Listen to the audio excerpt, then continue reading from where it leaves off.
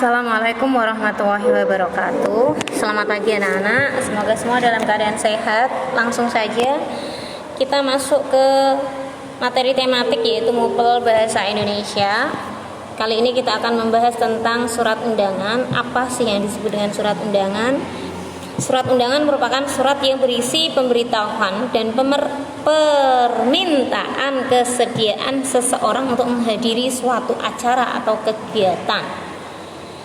Sambil menunggu, kalian bisa buka LKS halaman 73. Di situ ada pembahasan tentang surat undangan. Nah, jenis-jenis surat undangan di sini nanti akan dibagi menjadi 3, yaitu surat undangan resmi, surat undangan setengah resmi, surat undangan tidak resmi. Yang kita bahas pertama yaitu surat undangan resmi.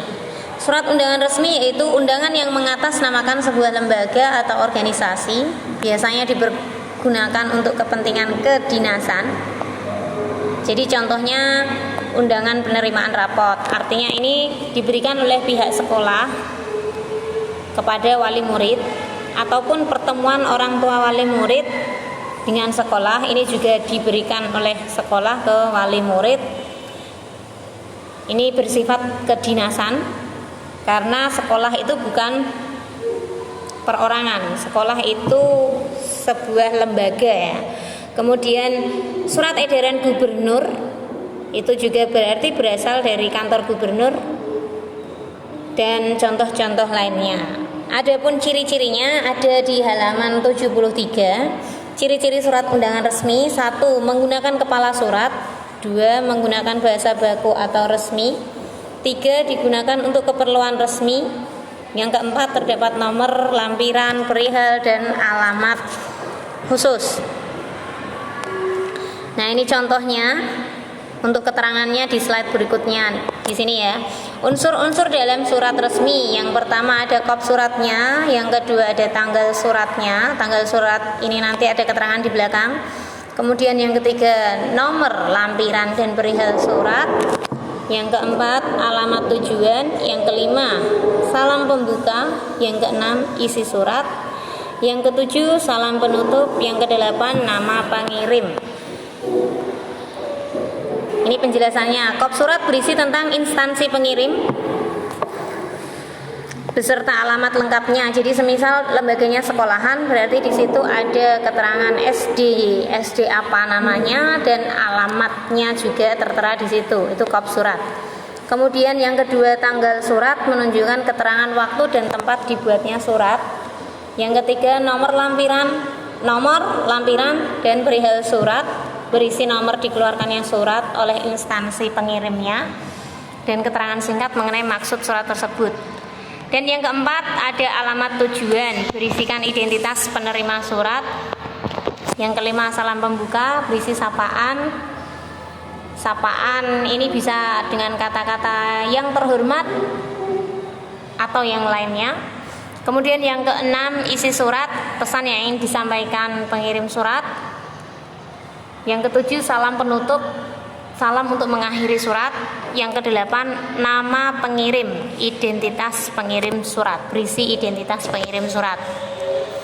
Nah, ini contohnya, ada sebuah surat resmi dan bagian-bagiannya. Sekolah Dasar Embun Pagi, Jalan Haji Yuanda Raya, nomor 120, Jakarta Timur.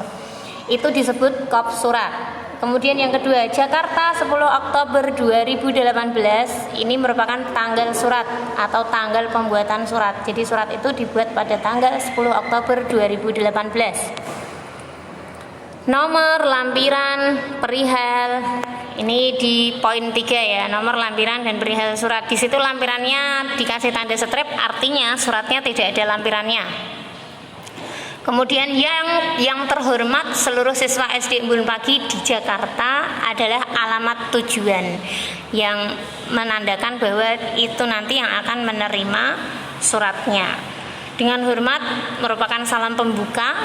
Mulai dari dengan ini kami informasikan bahwa SD Embun Pagi akan mengadakan bla bla bla, sampai siswa diharapkan dapat berpartisipasi dan datang tepat waktu. Itu isi surat. Nah, di sini ada kesalahan dalam pengetikan, ada kesalahan dalam penandaan. Salam penutupnya itu dimulainya dari atas perhatian seluruh siswa SD Embun Pagi, kami ucapkan terima kasih, itu merupakan salam penutup. Sedangkan hormat kami TTD Hartini MPD Ketua Pelaksana, itu adalah nama pengirim. Artinya yang mengirimi adalah Bu Hartini. Oke, lanjut berikutnya. Dalam penulisan surat undangan resmi, kalimat yang terhormat biasanya disingkat dengan YTH. Berhubung yang terhormatnya itu berada di awal kalimat, jadi singkatan YTH itu ditulis Y besar TH, T dan H-nya kecil, kemudian diakhiri titik. Tidak perlu juga memakai kata kepada kalau sudah menggunakan YTH.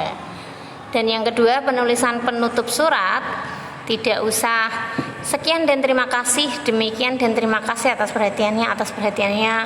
Diucapkan terima kasih akan jauh lebih baik ketika ditulis atas perhatian Bapak Ibu, kami mengucapkan terima kasih. Oke, surat undangan resmi sudah selesai, kita masuk ke surat undangan setengah resmi.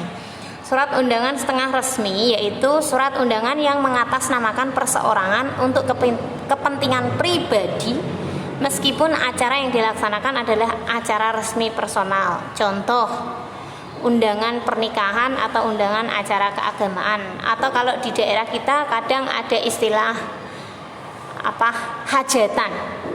Orang tua kalian mengadakan hajatan, biasanya sore hari ada orang yang keliling ke rumah-rumah memberikan selembar kertas kecil berisi undangan bahwa di rumah Bapak ini ada acara hajatan. Entah itu hajatan mau ada pernikahan, hitan, atau bahkan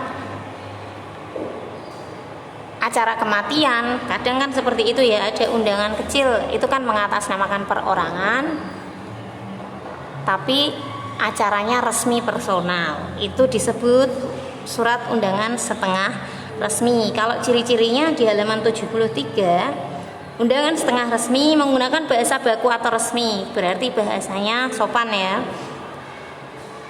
Kemudian yang kedua, tidak menggunakan kepala surat karena dia tidak bersifat lembaga atau kedinasan.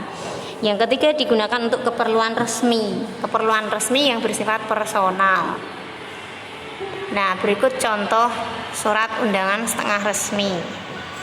Kepada Saudara Sumardi di tempat, salam. Dengan mengharapkan kehadiran saudara pada hari, tanggal, waktu, tempat, keperluan. Kemudian ditutup sekian dan terima kasih. Ini contohnya setengah resmi, tidak ada kop suratnya. Kemudian berikutnya kita masuk ke surat undangan tidak resmi. Surat undangan tidak resmi yaitu surat undangan yang mengatasnamakan perorangan yang ditujukan kepada perorangan untuk kepentingan perorangan. Contoh, undangan acara ulang tahun anak-anak. Dan untuk cirinya juga ada di halaman 73. Pertama, menggunakan bahasa sehari-hari atau tidak baku. Berarti bahasanya lebih fleksibel, tidak kaku. Kemudian yang B, digunakan untuk keperluan tidak resmi. Langsung ke contohnya. Contoh surat undangan tidak resmi. Hai teman-teman, datang ya ke pesta ulang tahun Keila yang keempat dan Fatan yang ke-1. Seperti ini contohnya. Berikutnya yang terakhir, ini perbedaannya surat undangan resmi, surat undangan setengah resmi, surat undangan tidak resmi bisa dibaca sendiri ya. Dan yang terakhir, baris harap, tayangan yang terakhir ini ada pemerintah Kota Padang, Dinas Pendidikan, di situ ada poin-poin nomor 1 sampai nomor 10. Silahkan dituliskan bagian-bagian suratnya. 1 apa, 2 apa, 3 apa, 4 apa, 5 apa, 6 apa, hingga 10 apa. Langsung dikerjakan di buku tugas. Terima kasih. Assalamualaikum warahmatullahi wabarakatuh. Kita akhiri dengan bacaan hamdalah. Alhamdulillahirabbil alamin.